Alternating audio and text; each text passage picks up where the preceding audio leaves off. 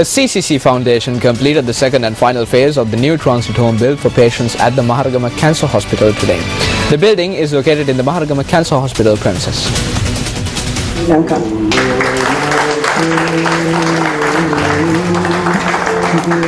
The Courage, Compassion and Commitment or CCC Foundation built a new transit home at the Maharagama Cancer Hospital premises for patients travelling to the cancer hospital from all over the island.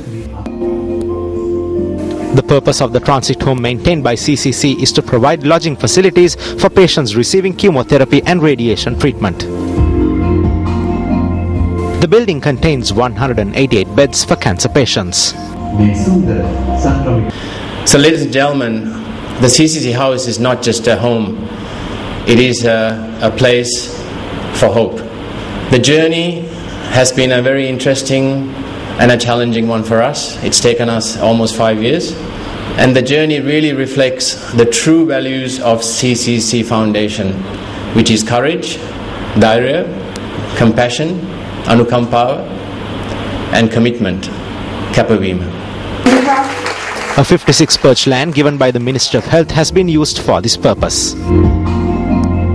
MTV-MBC is the media sponsors for the CCC housing project. On to sports news now.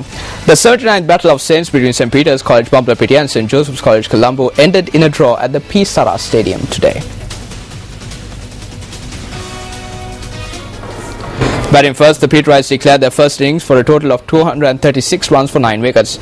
In reply, the Josephians declared their first innings on 281 for 4.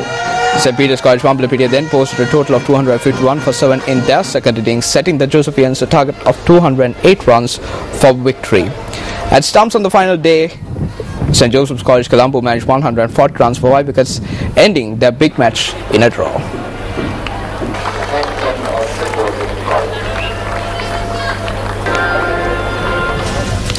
The Sri Lanka Cricketers Association states that Sri Lanka Cricket is preventing their involvement in players' contract signing this time, though they have done so over the past 8 years. The time period given for cricketers by SSC to sign their new contract ends today.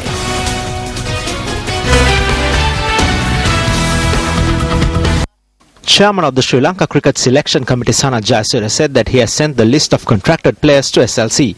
However, the Sri Lanka Cricketers Association states that the cricketers had requested Sri Lanka Cricket to give them more time to go through the new contract. The players have requested the cricket board to hold on for some time till they go through the contract, because they are not in a position, because of their cricket, to go through the 45-page contract at the moment. As the managers are not recognized by the cricket board, the cricketers have requested the association to go through the contract and give them some advice on this. So this is exactly what we have, the cricketers have written to the cricket board, requesting the cricket board to recognize the association to negotiate on their behalf. Meanwhile, CEO of Sri Lanka Cricket Ajit Jayasekara said that SLC does not recognize the Sri Lanka Cricketers Association. He added that he holds talks only with the cricketers. The Deputy Chairman of the Sri Lanka Cricketers Association said that he is involved in players' contract signing during the last 8 years. He added that SLC, however, prevents their intervention this year. Indian squash player Deepika Pallikkal was awarded the Newsmaker of the Year award at the Indian Women's Achievers Award ceremony. The Indian Women Achievers Award ceremony was held for the 5th time to recognize various female personalities who stood out of the rest last year.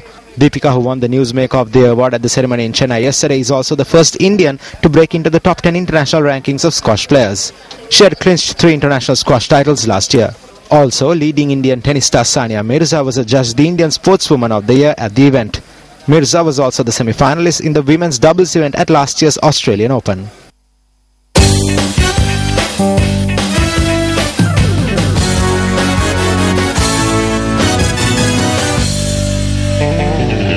Well, before we wrap up, our sister channel Sirasa FM, which revolutionized the media industry in Sri Lanka, celebrated its 19th anniversary today. Sirasa FM began their broadcast on a day like today in 1994. Sirasa FM, which has always strived to become one with the masses, celebrated its 19th anniversary with the launch of the second phase of the Ape Kamai Sirasa Radio Vibe program. The anniversary celebrations was held in close proximity to the Janasavi Udanagama Community Hall in Batahenpitiya, Kakunadola, Agalawatta.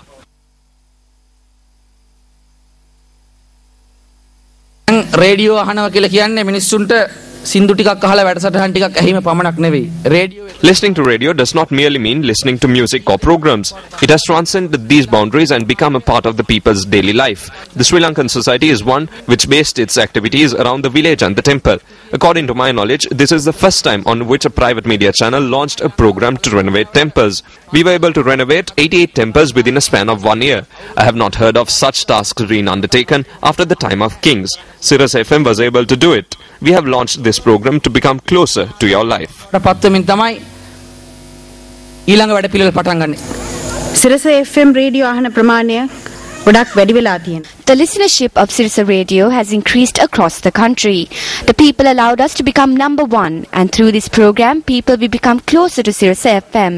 We thank the public for making Sirius FM the number one channel over the past 19 years. අවුරුදු 19ක් Sirius FM ජනතාවගේ නාලිකාව ලෙස අංක 1 ස්ථානයට ඔබ පත් කළාට.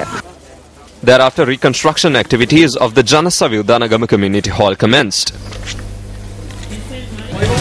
And on that note, we wrap up this edition of Weekend Primetime News. For the News First team, I'm Ramesh Rugal Bandara. Good night.